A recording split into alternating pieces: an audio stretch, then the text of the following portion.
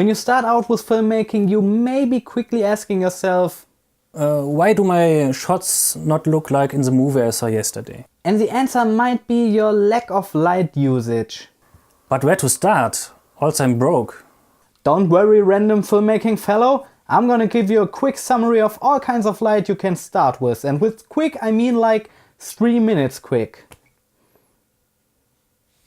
Time's running. Fluorescent lights.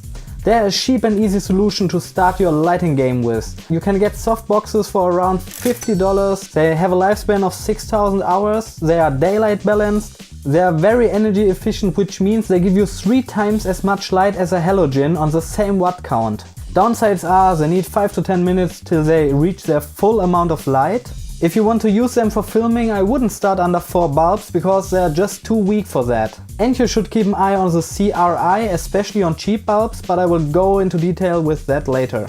A stronger but also pricier solution are those 330 watt panels, 300 euros new, 100 euros used. On 330 watts they give you a light output of 1000 watt halogen. So for example, if you shoot outside with a 3000 watt generator or you have just one socket, you can easily fire up 8 of those bad boys, which is a very decent amount of light. LED, the masters of efficiency. You can already get panels for around 30 bucks. They are small, they are dimmable, some of them are daylight and artificial light balance, and they need so little energy that you can fire them up with those battery packs, which is perfect for run and gun or if you shoot outside, for example. The perfect light, right? Well, there's a huge downside, and that's the CRI. CRI means color rendering index. Especially cheap LEDs have a very low CRI, which means they are not able to render the full color spectrum. As a result, you get a green tint on all your footage, especially on skin colors, which just looks very ill. If that's not a problem for you, you can totally start with LEDs. Or if you have a bit more money, you can get some aperture LED lights because they guarantee you a CRI of 95 and more. Halogen. They are pricey, they get hot, the bulbs need to change every 5 minutes and they need ridiculous amounts of power. Yeah, that's all kind of right, but there's a huge pro argument. They have a very great light. It's way fuller and denser than the other lights. They have a CRI of 95 to 100 and you totally see that they cover all the spectrum.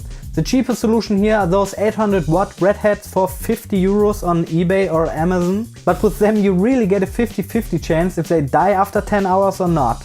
So if you don't want to take that risk and don't want to spend 400 euros for a sweet new Airy, you can just keep an eye on eBay. For example, I shot this 1000 watt open face headlight light for 60 euros on eBay and I use it all the time.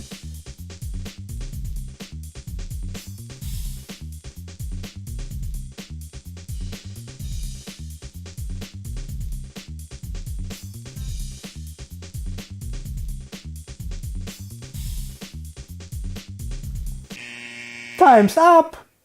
So, I would love to tell you there's one light you should definitely start with, but you can't say it's like that.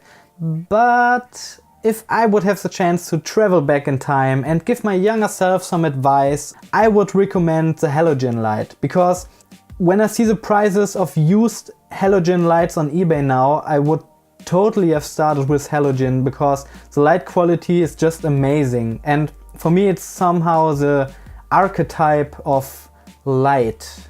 And depending on how far you want to go with filmmaking, I would totally recommend to try them all. This video is just based on my experience, so there's no 100% guarantee, and also the list is not complete. That were just beginner lights. There are other types like HMIs or the biggest and cheapest solution, the sun. So fellow filmmaking friend, was that helpful? Kind of, but still not like in the movies. That may be because your lack of light shaping.